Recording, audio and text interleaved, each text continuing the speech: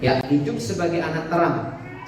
Sepanjang bulan ini kita akan belajar bagaimana kehidupan kita di dalam Tuhan menjadi pribadi-pribadi yang ada di dalam terang Tuhan. Nah, minggu lalu Ibu Gembala sudah menyampaikan dengan ayat yang sama. Saya ajak Bapak Ibu Saudara untuk kita melihat di dalam Efesus pasal yang kelima ayat yang ke-8. Ayat ini menjadi ayat tema kita sepanjang bulan ini untuk kita pelajari bersama-sama. Efesus pasal 5 ayat yang ke-8. Dalam multimedia sudah ada. Bapak Ibu yang sudah ketemu boleh katakan haleluya. Ya, sambil saya bacakan buat Bapak Ibu secara Efesus pasal yang kelima ayat yang ke-8, firman Tuhan katakan, memang dahulu kamu adalah kegelapan, tetapi sekarang kamu adalah terang di dalam Tuhan. Sebab itu hiduplah sebagai anak-anak terang. Nah, ayat ini jelas sekali berkata, dahulu kamu kegelapan, tetapi sekarang kamu adalah terang. Sebab itu, nah ada hubungan akibat dan sebab. Kita diminta untuk hidup sebagai anak-anak terang. Nah, Bapak Ibu, kalau kita melihat ya, dahulu dan sekarang tentu saja berbeda. Ada sebuah perbedaan. Dahulu dikatakan kegelapan dan sekarang dikatakan terang.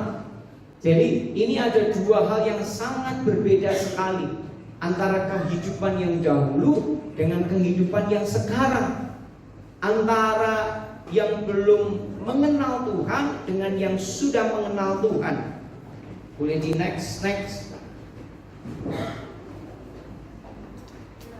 Kalau kita melihat dalam kehidupan kita, tentu saja kita bisa menilai hidup kita.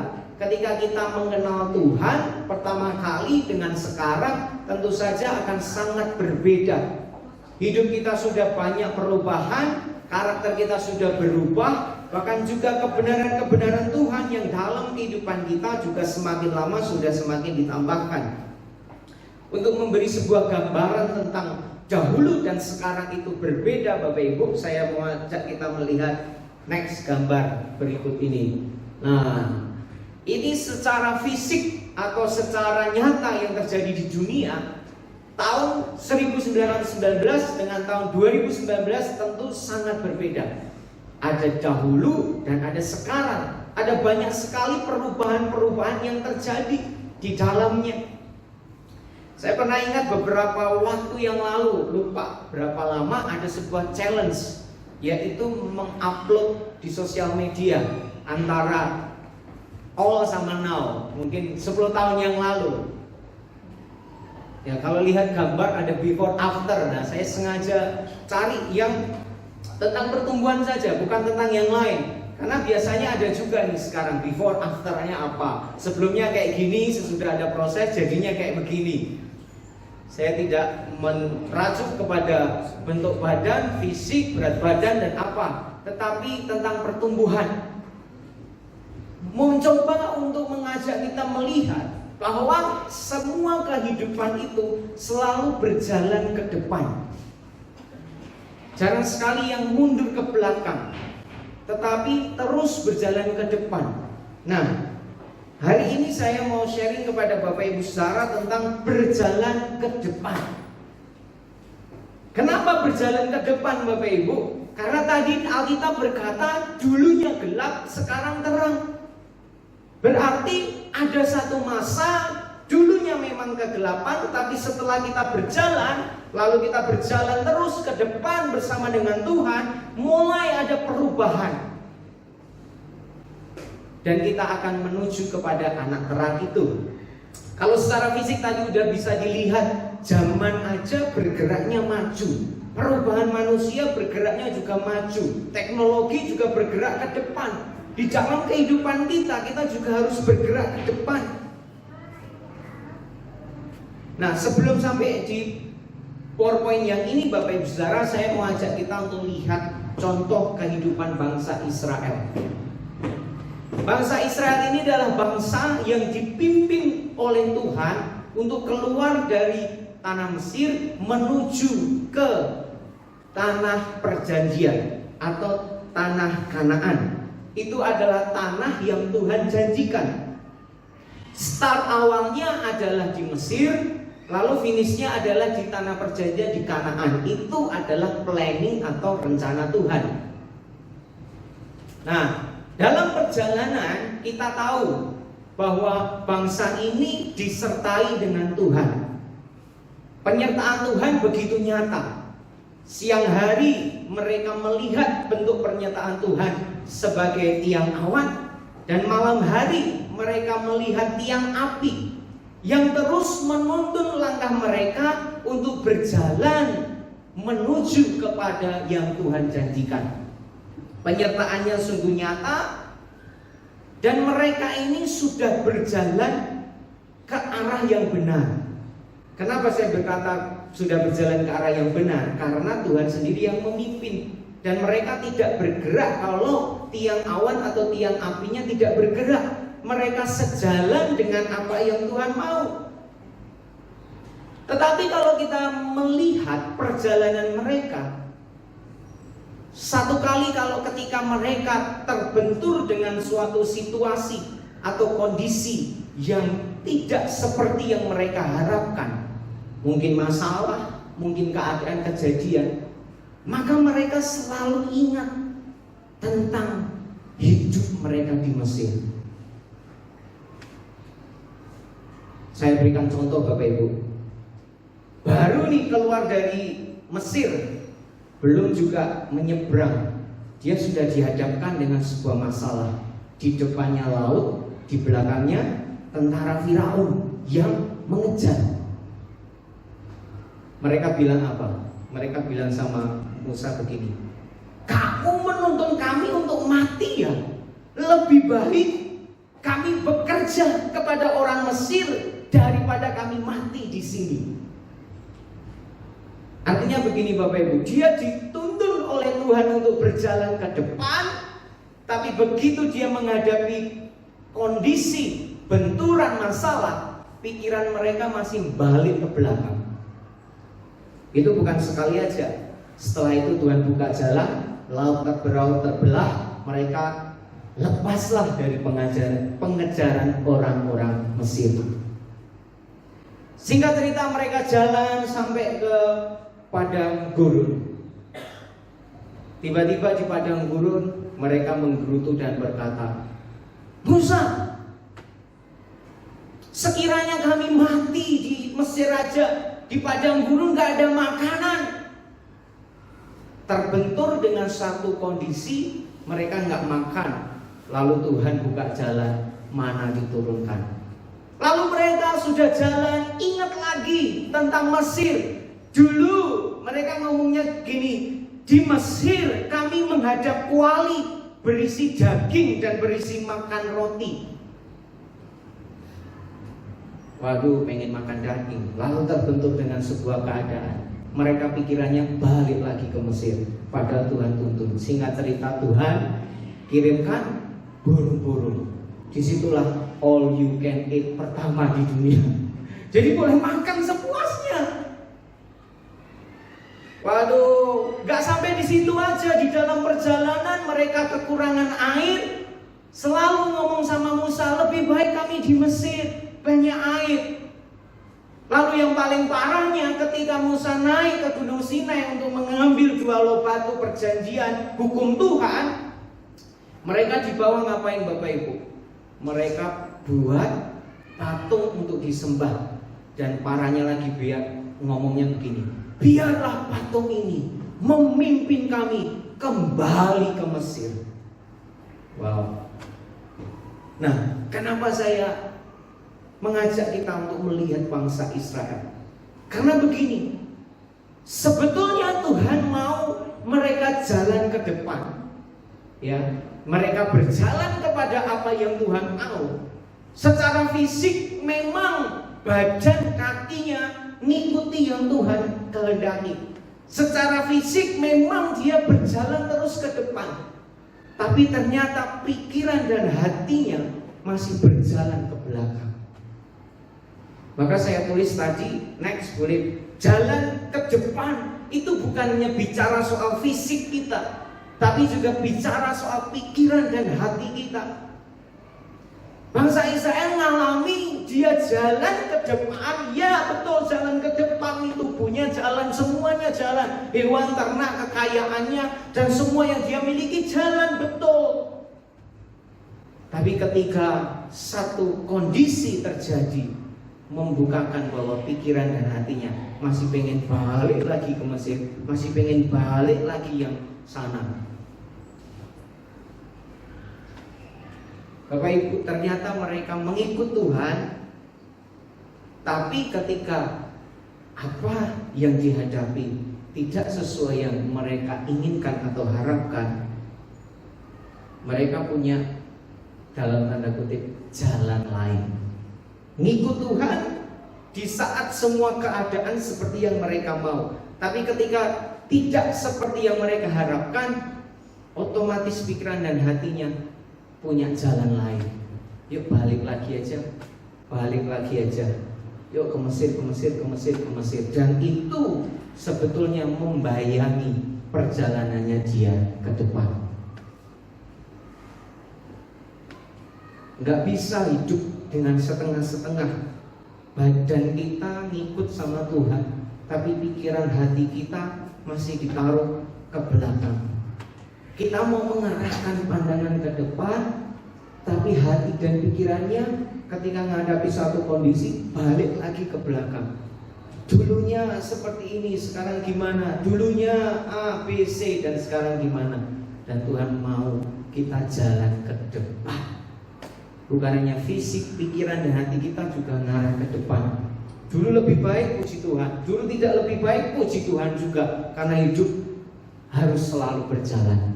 Amin. Saat keadaan tidak seperti yang kita pikirkan atau yang kita harapkan, seperti bangsa Israel tadi kan, mikirin, oh gak ada makanan, oh gak ada air dan sebagainya. Ada banyak pilihan. Kita bisa memilih untuk balik ke belakang, betul? Bisa saja. Atau kita juga bisa memilih untuk berhenti di situ, atau kita memilih untuk terus maju. Dan semua pilihan ada resikonya. Jadi ketika kita ngomong berjalan sama Tuhan, berjalan ke depan, ketika mengalami kondisi, ada banyak pilihan.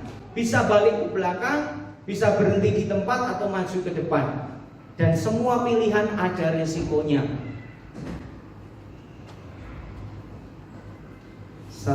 Saya merenungkan seperti ini Bapak Ibu. Jalani saja jalan yang harus dilewati, karena jalan lain belum tentu lebih baik. Boleh di next. Jalani saja jalan yang harus kita lewati hari ini, karena jalan lain belum tentu lebih baik. Bangsa Israel ketika mereka seandainya diizinkan untuk balik lagi ke Mesir, belum tentu hidup mereka makin baik. Belum tentu mereka bisa bertahan di padang gurun untuk balik ke kehidupannya. Atau mereka mau ngomong, Tuhan aku tidak mau, aku di sini aja, aku sudah enak, makan daging ada, makan roti ada, air juga ada, walaupun kondisinya padang gurun. Itu pun juga bisa. Atau Tuhan aku mau terus jalan, walaupun tidak tahu nih di depan nanti kayak seperti apa. Jalan yang kita jalani ya lebih baik menurut saya, karena jalan lain belum tentu. Saya pernah, karena nggak tahu jalan kan, lihat GPS jalan alternatif yang rute tercepat. Wah, pernah ngikuti memang cepat, tapi di satu titik ternyata itu buntu Bapak Ibu. Jadi mobil nggak bisa lewat, motor bisa, mobil nggak bisa. Nggak tahu kalau GPS sekarang udah diperbaharui ya. Jadi di tengah jalan saya ngomel, ya wah, padahal tinggal nyebrang ke sana, nggak bisa, mesti putar balik lagi cari rute itu dan balik, memang harus lewatnya sana. Bayangkan apa yang saya pikirkan itu lebih baik, lebih cepat rutenya, ternyata tanpa saya tahu mentok juga di situ, dan akhirnya harus 2 kali jalan, jadinya muter lagi ke sana. Itu hal sederhana. Barangkali kita punya alternatif jalan-jalan lain, tapi menurut saya jalan yang harus kita jalani bersama Tuhan itu sudah ada jaminannya. Jalan lain belum tentu lebih baik. Karena bangsa Israel pun ngalaminya. Artinya begini, ya kita mengucap syukur aja dalam setiap jalan yang harus dilewati. Boleh katakan kanan kiri yuk, mengucap syukur yuk. Mengucap syukur. Terbentuk sama laut Teberau, bersyukur. Akhirnya Tuhan buka jalan. Belum ada makanan, bersyukur, mananya diturunkan. Belum pengen makan daging, bersyukur aja, Tuhan kirim burung. Bahkan mereka sungut-sungut pun ngutukin Musa, gak ada air. Batu bisa dibelah, air keluar. Semua cara ini kan gak pernah masuk dalam pemikirannya. Tapi karena dia tetap jalan sama Tuhan di jalurnya dan maju ke depan, mereka baru melihat cara-cara Tuhan ajaib. Jadi ya bersyukur aja. Karena kita belajar dari bangsa Israel, sebenarnya ketika ada masalah atau tantangan, sebetulnya di saat itulah mereka bisa melihat Tuhan bekerja. Gimana bangsa Israel bisa melihat Tuhan mengeluarkan air dari batu? Saat kapan? Saat mereka ngadepi masalah. Masalahnya kekurangan air. Saat mereka butuh makan, gak ada daging, kondisinya terjepit, pengen tidak ada, itu udah masalah. Tapi saat itu juga ternyata mereka justru melihat Tuhan. Oh, Tuhan bisa kirim ya melalui angin dan segala macam, daging diturunkan. Artinya berarti situasi, kondisi, masalah, tantangan yang kita hadapi, di saat itulah kita akan melihat Tuhan bekerja. Ada amin? Iya tuh. Saat tangan kita nggak mampu bekerja, saat itulah tangan Tuhan bekerja. Ada yang ngomong gini, saat kita turun tangan, Tuhan angkat tangan. Saat kita angkat tangan, Tuhan turun tangan. Ya kira-kira berserahlah dan percaya, di situ Tuhan berkarya. Boleh di next enggak? Saat di mana Tuhan memperlihatkan kuasanya adalah saat jalan yang kita lalui tidak seperti yang kita inginkan. Kalau kita melihat perjalanan bangsa Israel, saat Tuhan menunjukkan kuasanya, saat di mana bangsa Israel tidak mengerti yang sedang dia hadapi, bahkan kondisi yang tidak seperti dia inginkan. Justru saat-saat itulah Tuhan menyatakan kuasanya, Tuhan menyatakan sesuatu yang ajaib. Dan kalau kita melihat perjalanan bangsa Israel dengan Tuhan, saya buat satu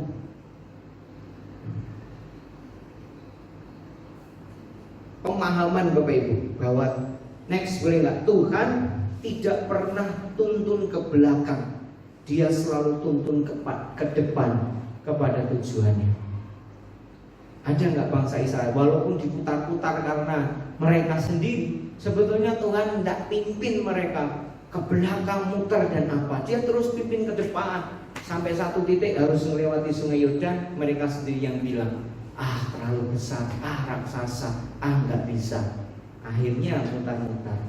Tapi sepanjang jalan, kalau kita lihat peta dan rutenya, Tuhan itu selalu on the track, pas dan ke depan, nggak balik. Itulah tuntunan Tuhan. Jadi Tuhan nggak pelin-pelan, udah dituntun ke sana, balik lagi dulu, balik sana, balik lagi dulu. Dia tuntun selalu ke depan. Boleh katakan ke kanan kiri, Tuhan selalu menuntun ke depan. Tapi bukan iklan ya, selalu menjadi terdepan.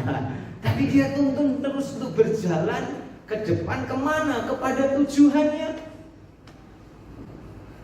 Coba Bapak Ibu, kenapa ada Mazmur bilang, ajarlah kami menghitung hari-hari kami, supaya kami beroleh hati yang bijaksana.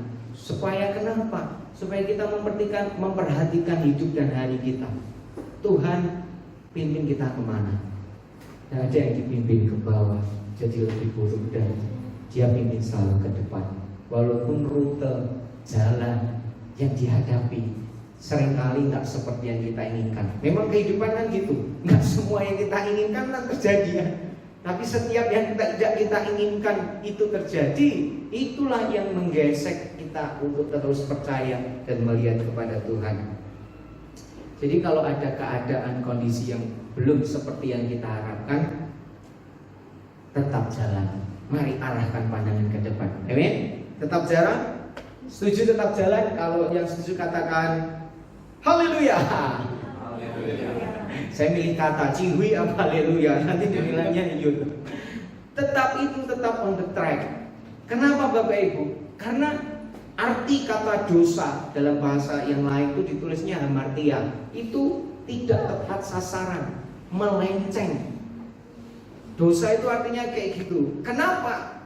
Karena kita coba untuk dibelokkan supaya nggak sampai kepada tujuan, supaya kita nggak dipimpin ke depan, supaya kita bisa terus melihat ke belakang, ke masa lalu dan sebagainya. Segalanya ini coba untuk ditarik. Bahkan iblis kan disebut pendakwa kita, dakwain kita. Kalau kita salah terus diingatkan, kalau kita gagal dikata-katain. Supaya apa? Supaya kita nggak jalan ke depan. Dan itu yang membuat Tuhan menginginkan untuk kita terus jalan ke depan. Ada orang ngomong gini, ada banyak jalan ke Roma. Ya betul, tapi satu jalan menuju Bapa di surga, Tuhan Yesus Kristus. Kalau dia bilang ada banyak jalan ke Roma, ada banyak jalan, iya betul sekali. Tapi hanya satu jalan menuju Bapa di surga, Yesus Kristus Tuhan. Jadi kalau mau itu harus terus ke depan. Ada istilah yang terkenal Bapak Ibu, untuk membawa Israel keluar dari Mesir itu mudah bagi Tuhan. Tapi untuk mengeluarkan Mesir di hati bangsa Israel itu tidak mudah. Jadi untuk keluarkan Israel dari Mesir Tuhan bisa. Tapi untuk mengeluarkan Mesir di hati bangsa Israel itu adalah proses. Maka saya tulis gini Bapak Ibu, mujizat dipakai Tuhan untuk mengeluarkan bangsa Israel dari Mesir, sedangkan padang gurun dipakai Tuhan untuk mengeluarkan Mesir dari hati dan pikiran bangsa Israel. Boleh di next nggak? Waktu bangsa Israel mau keluar dari Mesir, Tuhan lakukan banyak sekali mujizat dan tulah untuk bawa mereka keluar dari Mesir. Tapi untuk mengeluarkan Mesir di hati bangsa Israel, Tuhan pakai padang gurun. Tuhan pakai proses, Tuhan pakai kesulitan, Tuhan pakai tantangan, Tuhan pakai kekurangan, Tuhan pakai gesekan, Tuhan pakai hambatan, Tuhan pakai tantangan, Tuhan pakai keadaan untuk mengeluarkan Mesir dari hati bangsa Israel. Jadi padang gurun itu tidak selamanya jelek. Padang gurun tidak selamanya tentang kekeringan. Padang gurun tidak selamanya tentang kesulitan. Tapi padang gurun baik untuk mengeluarkan Mesir. Kenapa? Supaya ketika Tuhan bilang kita jalan ke depan, pikiran dan hati kita nggak balik ke belakang. Supaya kalau Tuhan bilang maju terus, hadapi, kejar kehendak Tuhan, menuju sebuah tujuan, pikiran hati kita setuju dengan yang Tuhan mau dan kita nggak dibawa ke belakang. Badan fisik kita jalan, pikiran dan hati kita juga jalan sama-sama. Maka padang gurun itulah yang memproses semuanya, yang membuat Tuhan menyelaraskan pikiran hati dan badan kita. Karena Tuhan bekerja selalu dari dalam, bukan dari luar ke dalam. Tuhan bekerjanya dari dalam keluar, bukan dari luar ke dalam. Itu cara Tuhan bekerja. Dia lebih tertarik untuk mengubah kita dibanding mengubah keadaan kita. Saudara, baca coba di sepanjang Alkitab, Tuhan lebih tertarik mengubah hati dibanding mengubah keadaan. Bukankah pernah kita dengar Paulus berdoa? Doanya begini Bapak Ibu, Tuhan, sekiranya duri dalam dagingku bisa diangkat. Tapi Tuhan bilang, amin lah, aku ambil duri dalam dagingmu. Enggak kan? Tuhan hanya jawab gini, cukuplah kasih karuniaku kepadamu. Tuhan gak ubah keadaannya, tapi Tuhan ubah Paulusnya untuk menghadapinya. Sebab kalau kita berubah, keadaan kita pasti juga akan berubah. Minimal respon hati kita jadi lain. Berarti kadang-kadang kalau keadaan cukup agak menekan, baik juga ya. Makanya bersyukur. Minggu lalu kan Bu Gembala bilang nilai anak terang apa? Mengucap syukur segala sesuatu, termasuk kalau hal-hal yang itu datang. Kondisi, situasi bisa dipakai Tuhan untuk terus mengubah kita supaya kita jalan ke depan. Saya berikan contoh kehidupan lagi, yaitu tentang Petrus. Bapak Ibu tahu semuanya Petrus ini dalam satu kisah. Tuhan bilang sama Petrus, iblis sudah menuntut engkau untuk menampi, maka jagalah imanmu supaya enggak rontok. Tuhan tahu loh kalau Petrus akan dicobai. Tuhan tahu kalau Petrus akan melewati seperti tampian. Tapi apa yang Tuhan lakukan? Apakah Tuhan mencegah supaya iblis tidak berbuat sesuatu dalam kehidupan Petrus? Tidak. Tapi Tuhan berdoa supaya imanmu tetap teguh. Artinya Tuhan tidak menyingkirkan keadaan yang harus dilewati oleh Petrus, tapi Tuhan pegang hati Petrus untuk terus percaya.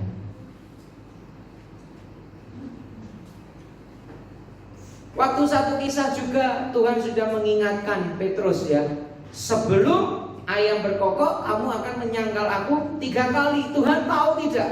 Tahu. Petrus tahu tidak? Setelah dikasih tahu, tahu. Tapi apakah Tuhan mengintervensi lalu Petrus tidak jadi menyangkal Tuhan? Tidak. Petrus tetap menyangkal Tuhan.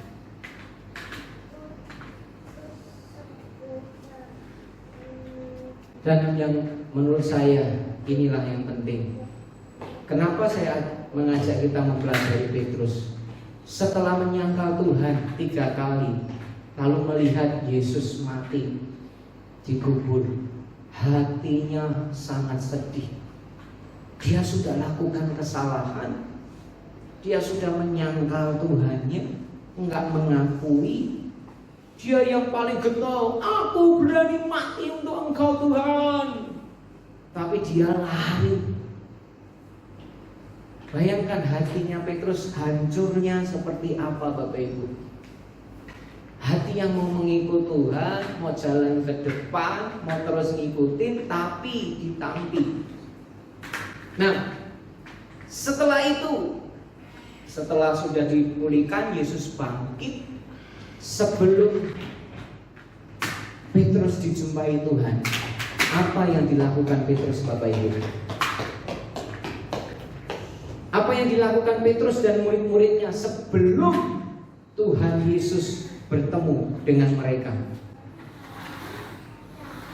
Yang dilakukan adalah menjadi nelayan, kembali cari ikan.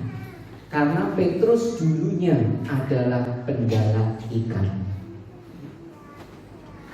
Kenapa kisah ini penting Bapak Ibu?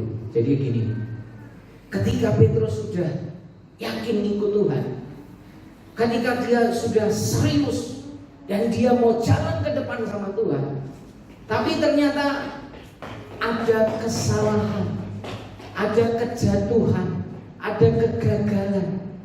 Dia menyangkal Tuhan, dia salah, dan akhirnya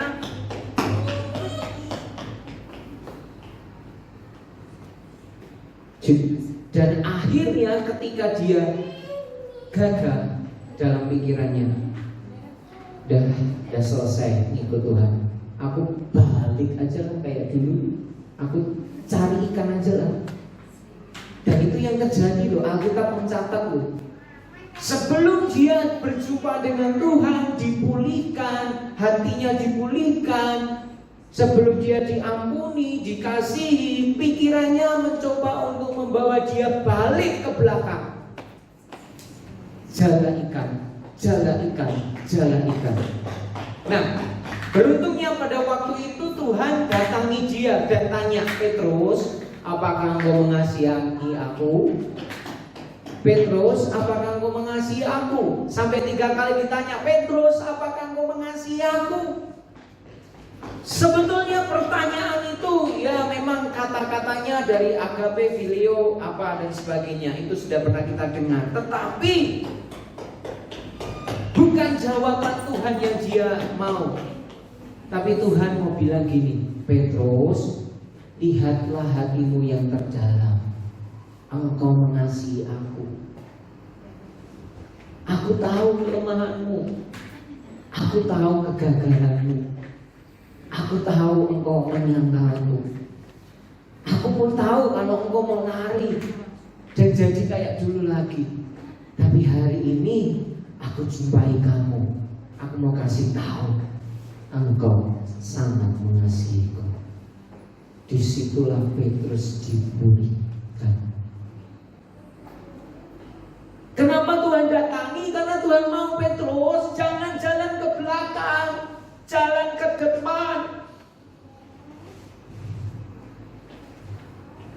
Dan kata-kata selanjutnya setelah apakah engkau mengasihi aku, kata-katanya adalah gembalakanlah domba-dombaku. Seperti Tuhan mau bilangnya kayak begini Bapak Ibu Saudara, jangan ke belakang, ke depan. Kamu bukan lagi penjala ikan, kamu penjala manusia. Gembalakanlah domba-dombaku. Aku tahu kamu lemah, aku tahu engkau pernah gagal, aku tahu kamu menyangkal, bahkan aku tahu juga engkau pasti akan balik lagi jadi nelayan. Tapi hari ini aku datang kepada hidupmu, mengingatkanmu supaya engkau jalan ke depan, jangan balik ke belakang. Sebab kamu bukan penjala ikan lagi, kamu penjala manusia. Dan setelah Petrus dijumpai oleh Tuhan, apa yang terjadi Bapak Ibu? Dia jadi orang yang sangat militan. Dia jadi orang yang sangat militan, berani berbuat apapun untuk Tuhan. Bahkan sejarah mencatat dia martir mati. Bukan disalib ke atas, disalibnya kebalik. Tapi orang yang kayak gitu adalah orang yang pernah menyangkal Tuhan, adalah orang yang pernah gagal dan salah. Dunia sedang mencoba untuk menarik kita pada kegagalan kita, pada kesalahan kita, pada kejatuhan kita, pada apa yang tidak mampu kita kerjakan. Bahkan iblis kadang mendakwa juga, mengingatkan terus akan kesalahan-kesalahan kita. Kenapa? Supaya kita nggak jalan ke depan, supaya dia bisa tarik untuk ke belakang lagi dan tujuan Tuhan tidak terjadi. Petrus coba ditarik setelah gagal jadi penjala ikan.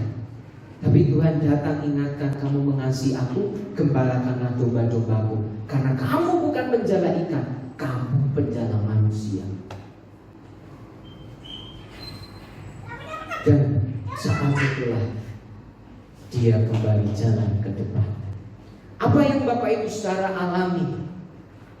Bagaimana ketika kita menghadapi situasi kondisi saat ini? Apakah kita coba untuk ditarik ke belakang, atau kita mau maju terus ke depan? Tuhan tahu ketika kita lemah, Tuhan tahu ketika kita gagal, mungkin salah. Tuhan tahu bahkan ketika kita mau melangkah yang keliru. Tapi Tuhan jumpai, Tuhan ampuni, Tuhan pulihkan seperti dia pulihkan Petrus, dan Tuhan ingatkan kembali tujuannya untuk jalan ke depan. Kabar baiknya buat kita Bapak Ibu, Tuhan selalu menginginkan kita untuk jalan ke depan. Jangan bayang-bayang masa lalu, kesalahan, kegagalan, apapun yang dilalu itu mendikte perjalanan kita ke depan. Bahkan kalau itu mau menarik pikiran kita, karena Tuhan mau bawa kita jalan ke depan. Seperti Tuhan berkata kepada Petrus, apakah engkau mengasihiku? Tuhan juga berkata pada kita, bukan tanya apakah engkau mengasihiku, tapi Tuhan menyatakan, kamu mengasihiku. Anak-anak Tuhan di tempat ini mengasihi Tuhan. Yuk jalan ke depan, arahkan pandangan ke depan. Ada satu kisah Bapak Ibu Saudara tentang istri Lot. Mungkin ini kisah yang sering kita dengar di dalam Kejadian 19 ayat yang ke-26. Pada waktu itu Lot akan diselamatkan oleh Tuhan karena Sodom dan Gomora akan dihancurkan karena mereka melakukan kejahatan, kedurjanaan. Singkat cerita, pada waktu itu malaikat Tuhan berpesan kepada Lot dan istrinya, cepat-cepatlah pergi karena aku akan memusnahkan. Dan mereka pun pergi. Tapi di tengah jalan apa yang terjadi? Ayat yang ke-26 dalam Kejadian 19:26 dikatakan, tetapi istri Lot yang berjalan mengikutinya menoleh ke belakang, lalu menjadi tiang garam. Ini yang terjadi. Tuhan sudah sampaikan kepada Lot dan keluarganya, jalan ke depan, larilah sampai ke tujuan. Tetapi istrinya noleh ke belakang dan jadi tiang garam. Kenapa sih kok istri Lot noleh ke belakang? Apa yang ada di pikirannya? Itu sudah di bumi hanguskan, belerang udah jatuh, semuanya sudah dibakar habis luluh lantah. Bahkan Alkitab berkata asap sampai membumbung sampai ke langit. Tuhan sudah mau tuntun dia ke depan, Tuhan sudah mau arahkan dia kepada satu tujuan. Lot sendiri yang meminta, aku jangan lari ke gunung, lari ke kota terdekat aja supaya aku selamat. Tuhan bilang, ya, larilah ke sana. Setelah lari, istrinya kok noleh ke belakang dan dia jadi tiang garam. Badannya ngikuti Lot, badannya mau ngikut yang Tuhan arahkan, tapi pikirannya masih mau balik ke belakang. Nggak tahu apa yang dipikirkan. Apakah dia kepo mau tahu apa yang terjadi, ya belokkan? Atau dia ingat hartaku berapa banyak ya, kamu semua ya hilang. Atau dia mau balik, anak-anakku ini belum punya pasangan semuanya, ini nanti nikah sama siapa? Tidak tahu apa yang dipikirkan. Tetapi karena dia noleh jadi tiang garam dan dia tidak selamat. Nah, malam ini sharing saya begini Bapak Ibu, kenapa Tuhan mau jalan ke depan? Bukan hanya badan kita, tapi pikiran, hati kita juga jalan ke depan. Kalau kita terus diingatkan tentang yang lalu, yang coba untuk ditarik, yang ingetin sesuatu yang itu mungkin menyedihkan, menyakitkan, kegagalan, masa lalu dan sebagainya, jawabannya seperti Tuhan datang sama Petrus, Tuhan tahu ceritamu, Tuhan tahu hatimu, Tuhan tahu yang kau alami. Tapi Tuhan juga bilang, jangan balik, maju ke depan. Kayak Petrus dipulihkan, lalu dia jadi militan, dan Lot pun selamat serta anak-anaknya. Tiang garam jadi peringatan buat kita. Kalau Tuhan sudah suruh jalan ke depan, jangan toleh-toleh lagi ke belakang. Kalau coba diingatkan tentang sesuatu, harus ditinggalkan. Rasul Paulus memberikan sebuah nasihat di dalam Filipi pasal yang ketiga ayat yang ke-13 sampai dengan ayat yang ke-14. Saudara-saudara, aku sendiri tidak menganggap bahwa aku telah menangkapnya, tetapi ini yang kulakukan, aku melupakan apa yang telah di belakangku dan mengarahkan diri kepada apa yang di hadapanku, dan berlari-lari kepada tujuan untuk memperoleh hadiah, yaitu panggilan surgawi dari Allah dalam Kristus Yesus. Rasul Paulus memberikan sebuah nasihat, Rasul Paulus memberikan sebuah penekanan di situ. Aku melupakan yang di belakangku, aku mengarahkan apa yang di hadapanku, dan aku berlari-lari kepada tujuan. Ada banyak hal yang mencoba untuk menarik kita mundur ke belakang. Walaupun badan kita mungkin terus ke depan, bisa jadi pikiran dan semuanya ditarik ke belakang. Paulus bilang, tinggalkan, lupakan. Sekarang arahkan kepada yang di depanmu. Stay fokus. Bahkan larilah, kejarlah tujuan itu.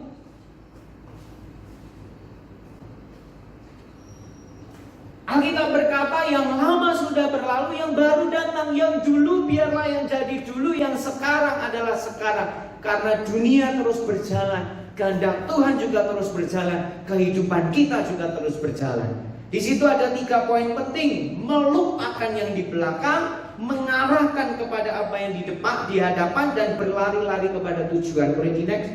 3 hal ini Bapak Ibu Saudara. Itu sebabnya kenapa Tuhan malam hari ini bicara jalan ke depan, bukan ke belakang.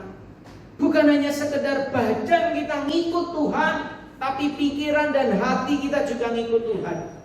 Sekalipun kondisi, keadaan, orang, kesalahan, kegagalan, dan semuanya mencoba menarik untuk kita mundur ke belakang, tapi Tuhan mau terus maju ke depan. Dia kasih, dia tahu. Petrus ketika mau jadi nelayan, Tuhan masih ingatkan, gembalakan domba. Dalam bahasa sekarang, jangan mundur belakang, maju. Jangan balik lagi, maju. Tuhan tak pernah tuntun untuk ke belakang, Dia tuntun untuk ke depan. Apa yang membebani kita hari ini? Apa yang mencoba menarik kita? Sehingga tiap kali kita jalan sama Tuhan ke depan, lalu muncul sebuah keadaan yang tidak seperti yang kita inginkan, atau ada tantangan, masalah, dan hidup kita seperti dibayang-bayangi, kita lupakan, dan saatnya mengarahkan kepada apa yang di depan. Arahkan kepada apa yang di depan, kerjakan, dan kita sama-sama berlari-lari. Boleh katakan ke kanan gini, yuk lari-lari. Yuk berlari-lari. Bukan hanya jalan sore, jalan pagi secara fisik, bukan hanya naik sepeda kita, tapi lari juga sama Tuhan. Gerakan kita. Boleh katakan kanan kiri, yang lama berlalu, yang baru datang. Di dalam Tuhan, apa yang ada di belakang, yuk kita lupakan, yuk arahkan kita ke depan. Bukan hanya secara fisik kita, mungkin pikiran, pembicaraan kita yang lalu, ya biarlah. Mungkin ada sesuatu yang kayak Petrus, pernah salah, gagal apa, Tuhan tetap mengasihi. Dan Tuhan lebih peduli kepada Petrus untuk maju ke depan daripada dia bilang, kamu salah, kamu gagal, kamu menyangkal aku, kamu tidak berguna. Tidak, Tuhan lebih peduli supaya dia bergerak maju. Sama kayak kita, Tuhan juga lebih peduli tentang hidup kita, supaya kita jalan ke depan, berlari, dan sampai kepada tujuan. Beri sama-sama katakan, sampai kepada tujuan. Sampai kepada tujuan, seperti bangsa Israel yang sampai kepada tujuan. Karena ada bangsa Israel yang gak sampai, walaupun udah terima segalanya. Tapi Tuhan tetap mau terus ke depan, terus ke depan, jalan ke depan. Dia menang buat kita. Amsal 4 ayat 18. Inilah ayat penutup. Tetapi jalan orang benar itu seperti cahaya fajar yang kian bertambah terang sampai rembang tengah hari. Jadi jalan orang benar seperti cahaya fajar, kian bertambah terang. Artinya makin lama makin terang, bukan makin lama makin meredup, bukan makin lama makin lemah, makin gagal dan sebagainya, tidak. Tapi Alkitab berkata makin lama makin terang sampai rembang tengah hari. Dia nggak tulis sampai senja sore hari, ya kan? Kalau ibaratkan cahaya fajar kan, matahari fajar harusnya tenggelamnya sampai sore kan? Senja kan di sore hari minum kopi, makan apa kan enak. Tapi Tuhan nggak bilang gitu. Kenapa? Karena terang yang paling benderangnya itu di tengah-tengah hari. Dan dia pakai istilah rembang tengah hari. Biasanya tengah hari itu panas terik kan, menyakitkan. Tapi enggak, ternyata jalan orang benar makin lama makin terang. Itu pun rembang yang indah. Alkitabnya nggak nulis sampai senja sore. Senja sore kan gelap lagi nanti. Tahun ini kan kita mau bangkit dan bersinar. Jadi makin lama terangnya makin kuat. Itu artinya dia jalan ke depan. Itu artinya Tuhan mau bawa ke depan. Dari fajar kian terang, makin benderang dan makin jelas. Jangan mau kalau udah terang mau coba balik lagi. Oh enggak lah. Tapi harus tetap terang. Amin. Amin. Ada amin.